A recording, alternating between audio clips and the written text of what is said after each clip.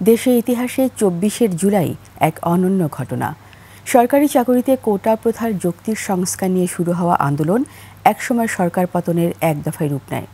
স্বতঃস্ফূর্ত এই গণ অভ্যুত্থানে রাজপথে নারীদের ভূমিকা ছিল চোখে পড়ার মতো। ঢাকা বিশ্ববিদ্যালয় থেকে শুরু হওয়া এই আন্দোলনের সামনে থেকেই নারী শিক্ষার্থীরা জুগিয়েছিলেন অনুপ্রেরণা। বিস্তারিত খালিদ ইবনে মিজানের রিপোর্টে।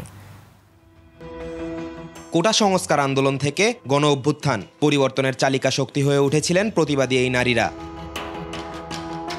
প্রশাসনের দমনপীড়নে যখন নাজেহাল পুরো ছাত্র সমাজ, তখন অস্ত্রের সামনে ঢাল হয়ে দাঁড়িয়েছিলেন নারী শিক্ষার্থীরা।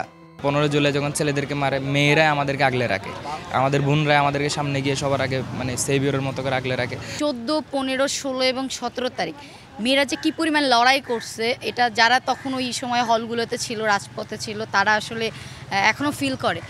শেখ হাসিনার রাজাকারের বাচ্চা ট্যাগের প্রতিবাদে রাতের ক্যাম্পাস কাঁপিয়ে রাস্তায় নেমে আসেন তারা। স্লোগানে উত্তালেই রাত হয়ে ওঠে পুরো আন্দোলনের টার্নিং পয়েন্ট।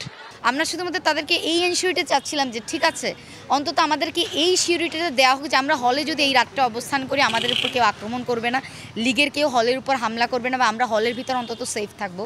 কিন্তু ওই মুহূর্তে আসলে এটা দুঃখের সাথে বলতে হয়, কোনো প্রশাসন, কোনো প্রভোস্ট, কোনো হাউস টিউটর আমাদের আসলে আসলে তুমি কে, আমি কে, রাজাকার রাজাকার, কে বলেছে স্বৈরাচার স্বৈরাচার, এই একটা মিছিলে, একটা জমায়েত যখন রাজ্য ভাস্কর্যে হয়, আপনি যদি সেই তখনকার কোনো ভিডিও বা ছবি দেখেন, আমার মনে হয় যে 50% বেশি উপস্থিতি ছিল নারীদের। 16 তারিখে চারপাশে ক্যাম্পাসে টোকায়, আমাদের নিরাপত্তা নেই, এরপর আমরা প্রতিবাদ করছি।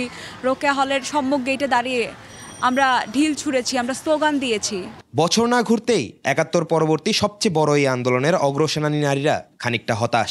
জুলাইয়ের 1 বছর হতে না হতেই আমরা নারীদের বর্তমান যে পরিস্থিতি দেখছি, সেটা খুবই উদ্বেগজনক। ফ্যাসিস্ট আমলে একটা পুলিশের বন্দুকের সামনে নারীরা দাঁড়িয়ে মিছিল করেছে, কিন্তু আপনি এখন দেখেন কোনো পলিসি মেকিং বা পলিসি ডায়লগে আমরা কিন্তু নারীদের দেখছি না। ফ্যাসিবাদ মুক্ত নতুন বাংলাদেশে বৈষম্য নিরসন করে যথাযথ মর্যাদা পাওয়ার আশা এই নারীদের। জুলাইয়ে নারীদের অবদানটা যেন ওইভাবে স্বীকৃতি দেওয়া হয়। খালিদ ইবনে মিজান, 21 টেলিভিশন, ঢাকা।